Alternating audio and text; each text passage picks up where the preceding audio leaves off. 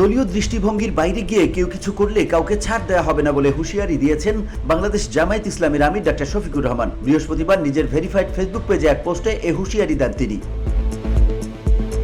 পোস্টে জামায়াত আমির লেখেন, দলীয় দৃষ্টিভঙ্গি, সিদ্ধান্ত ও শৃঙ্খলার বাইরে গিয়ে কেউ কিছু করলে সংগঠন তার কোনো দায় নেবে না। এ বিষয়ে সংগঠনের পক্ষ থেকে কাউকে কোনো ছাড়ও দেওয়া হবে না, ব্যক্তি তিনি যেই হন না কেন।